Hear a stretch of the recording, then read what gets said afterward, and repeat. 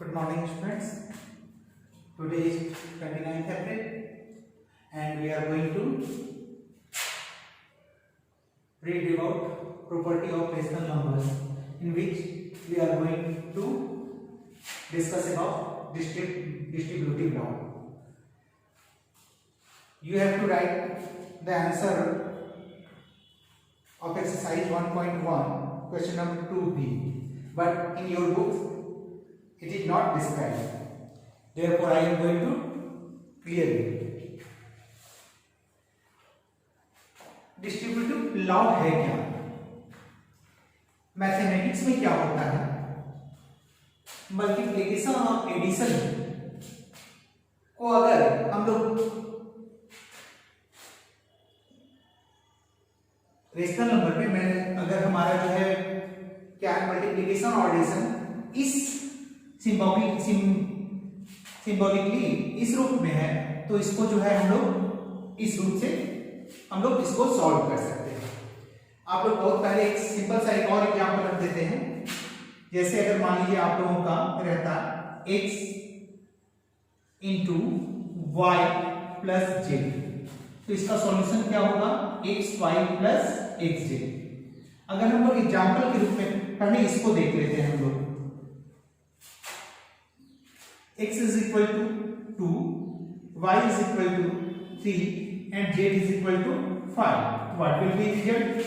Let's check from x into y plus z.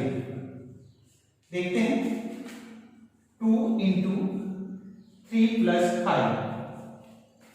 What will be the result? 2 into 8, that is 16.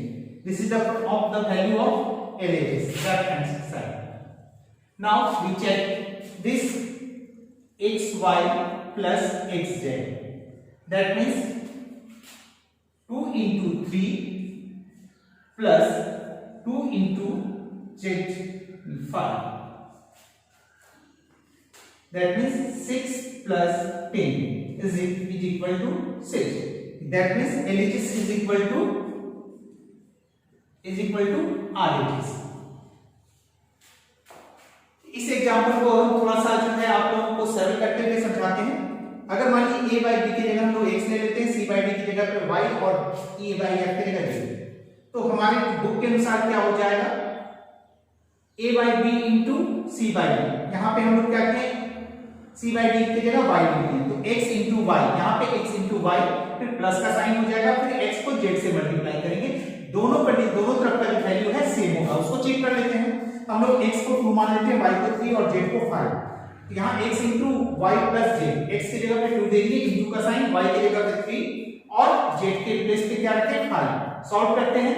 2 bracket में पहले जो है उसको calculate करते हैं। 3 + 5 = 8, 2 × 8 = 16।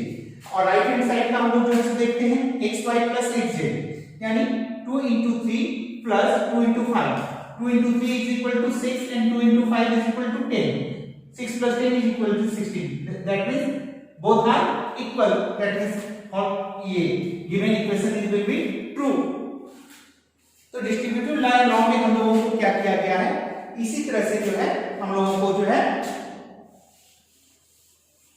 तो चलिए हम आप लोगों को रेशनल नंबर के रूप में इसको जो है एग्जांपल के रूप में दिखा देते हैं।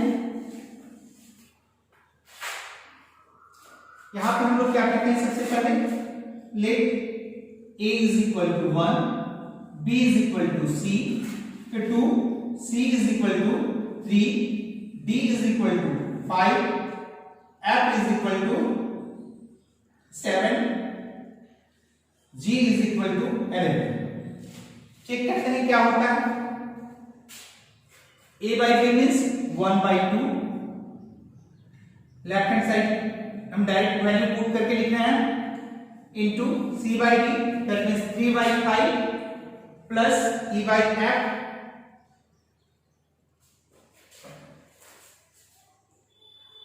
e by f, that means 7/11.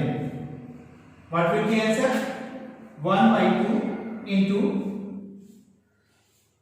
LCM will be 55. When 5 multiplied with 11 is here, it will be 33 plus 35. Clear?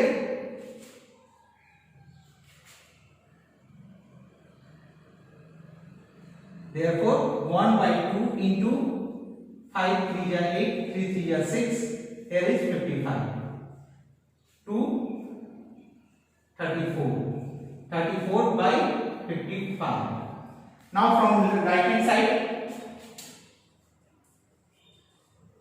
A into C, 1 into C का value into 3 by B into D, that means 2 into 5 plus 1 into 7 by 2 into 11.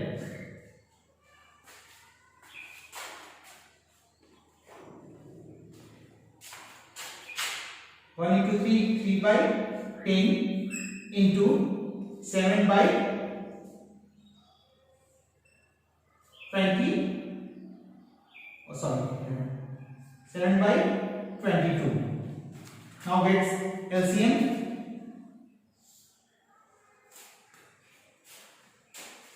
10 and 22, 2 5 10, 110. LCM will be 110. 11 3 जा 33, 22 5 जा 106. Therefore 35 by, that means here will be 538, 68 by 110. Both number will be cut by 2, 34 and 45, 55. 34 by 55. That's we see LHS is equal to RHS. तो distributive noun में क्या होता है कि हम लोग जो है मल्टीप्लिकेशन और एडिशन के प्रोसेस को जो है जो इस तरह से लिखते हैं उसको हम लोग डिस्ट्रीब्यूट, उसको और जो है सो बांट करके, यानी पहले जो हमारा नंबर क्या होता था, ये दोनों के सम को जो है पहले निकाल करके इससे मल्टीप्लाई करते थे। यहाँ पे हम लोग क्या करेंगे, इसको जो है पहले इससे मल्टीप्लाई कर देंगे, फिर इसको इससे मल्टीप्लाई करेंगे और उसके बाद जो दोनों के रिजल्ट को आपस जो आएगा उसको सम हम लोग करके निकाल देंगे।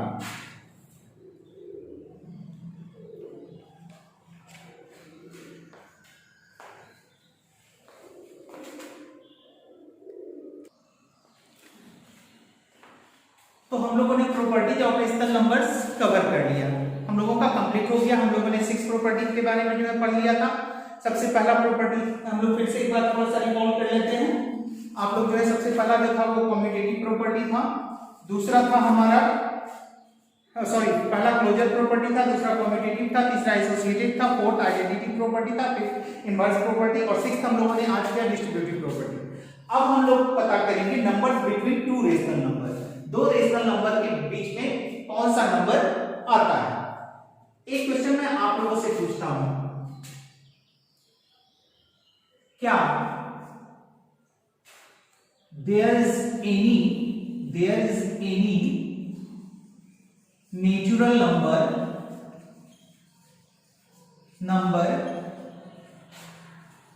between 4 and 5? क्या 4 और 5 के बीच में कोई नेचुरल नंबर है? आप लोग बता सकते हैं, सोचिए।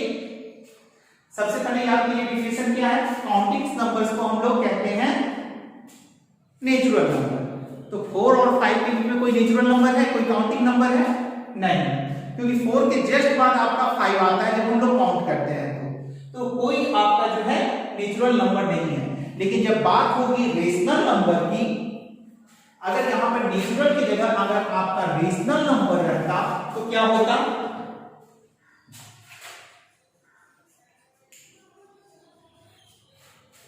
तब आपका आंसर होता है यस, क्योंकि इनके बीच में बहुत सारे नंबर्स आते हैं।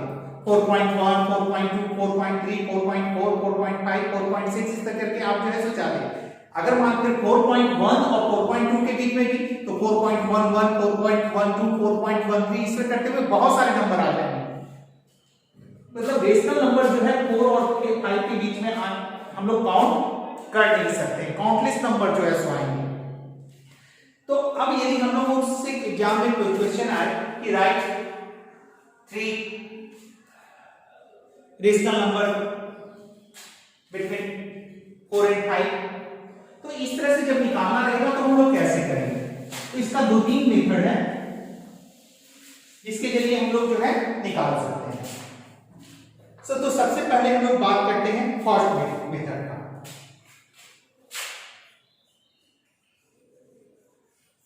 फर्स्ट मेथड,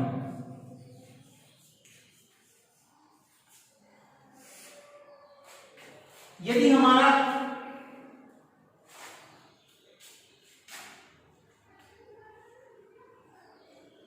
इसमें क्या है, if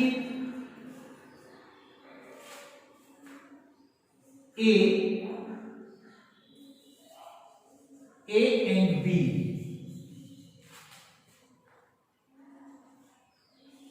are two rational numbers,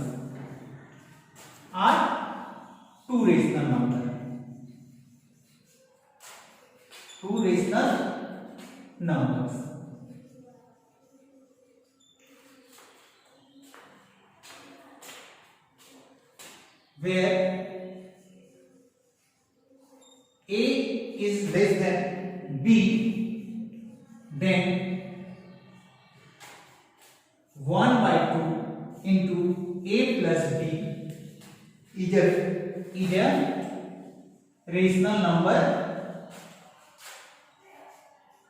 number between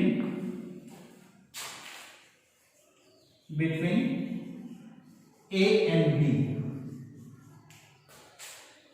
ए के बदले में यहां नाम बदल दूंगा क्योंकि ए का यूज यहां पे भी हो रहा है जिसका एक पार्टिकुलर मीनिंग होता है, इसलिए यहां पे हम लोग जो है सो ए की जगह पे इसको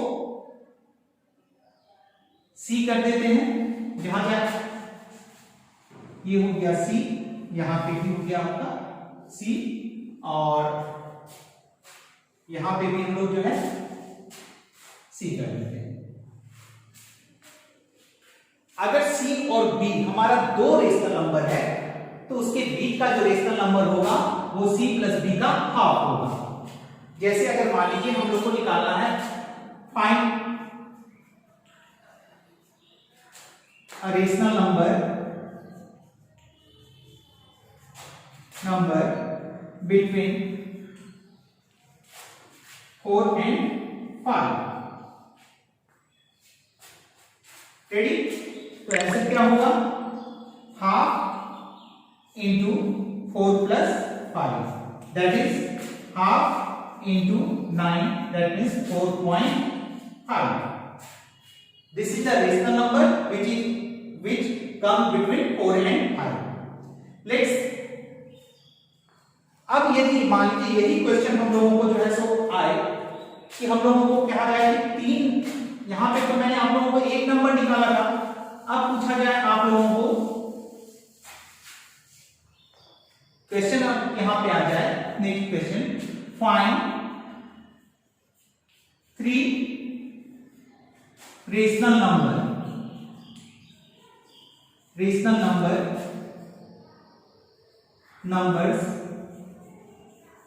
numbers between 4 and 5। हम लोगों ने तो एक नंबर निकाल लिया 4 और 5 के बीच का, वो क्या है 4.5। अब क्या करेंगे हम लोग? फिर 4 और 4.5 के बीच का नंबर निकालेंगे। ये तो हमारा पहला नंबर आ गया, दूसरा निकालेंगे। सॉल्यूशन में हम लोग आगे चलेंगे, इसके बाद हम लोग चलेंगे। उस समय एक निकाला था, इसलिए एक निकालिए, फिर दोबारा हम कोशिश नहीं कर रहे हैं इसमें, क्योंकि 4.5 हम लोगों को पता है कि 4 और 5 के बीच में है। अब हम लोग क्या करेंगे? 4 और 4.5 के बीच का नंबर मालूम करते हैं। तो 4 और 4.5 के बीच का नंबर क्या हो जाएगा? Half into 4 plus 4.5, that means half into 8.5। What will be the answer? 4.25। तो ये भी नंबर आपका क्या होगा? 4 और 5 के बीच में आएगा। फिर हम लोग क्या कर सकते थे? 4.5 और 5 के बीच का भी नंबर निकाल सकते हैं, वो भी क्या होगा? इसके बीच में आएगा। चाहे तो हम लोग 4 और 4.25 के बीच का भी नंबर निकाल सकते हैं, वो भी 4 और 5 का नंबर। इस तरह करते हुए हम लोग जो क्या कर सकते हैं, 4 और 5 के बीच का जो है सो तीनों रेशनल नंबर हम लोग निकाल सकते हैं।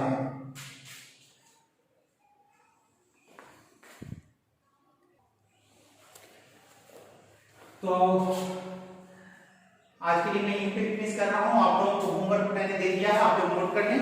Do question number 1, 4, 6 and 16 of exercise 1.1। 1 में आप लोगों का फिल इन द ब्लैंक्स है। क्वेश्चन नंबर 4 में आपका सॉल्यूशन दिया गया है, उसको आपको चेक करना है क्या ये जो ट्रू बैठता है कि नहीं। तो आप लोग जो है ये जानते होंगे कि ये एसोसिएट 4 नंबर का क्वेश्चन जो है एसोसिएटिव प्रॉपर्टी के आधार पे होता है। और एसोसिएटिव प्रॉपर्टी जो होता है वो सिर्फ 2 कंडीशन के लिए ट्रू होता है। एक होता है एडिशन, दूसरा होता है मल्टीप्लिकेशन। सब्ट्रैक्शन और डिवीजन के लिए ये कंडीशन ट्रू नहीं होता है, लेकिन आप लोगों को चेक करके ये दिखाना है। उसके बाद नेक्स्ट क्वेश्चन है क्वेश्चन नंबर 6, जिसको आपको जो है सॉल्व करना है। इसको आप डायरेक्टली सॉल्व नहीं करेंगे, बल्कि हम लोग क्या करेंगे, जो प्रॉपर्टी है उसके अनुसार जो है सो हम लोग इसको सॉल्व करेंगे। जैसे आपका जो है फर्स्ट जो क्वेश्चन है वो आपका डिस्ट्रीब्यूटिव प्रॉपर्टी के आधार पर सॉल्व होगा। बी नंबर भी 6 का बी नंबर भी डिस्ट्रीब्यूटिव प्रॉपर्टी के अनुसार चलेगा। और सी नंबर जो है वो आपका क्या होगा, आइडेंटिटी प्रॉपर्टी के अनुसार होगा। मैं आप लोगों को बता दे रहा हूं, ध्यान से सुन लीजिएगा। और 16 नंबर आपको 4 और 5 के बीच में 7 रेशनल नंबर निकालना है। तो रेशनल नंबर कैसे फाइंड आउट करना है ये तो मैंने बता दिया था। अब आप लोग जो है सो इसको करेंगे, यही आप लोगों का होमवर्क रहा। फिर हम लोग अगले क्लास में जो है सो अगले वीडियो में मिलेंगे। तब तक के लिए गुड बाय।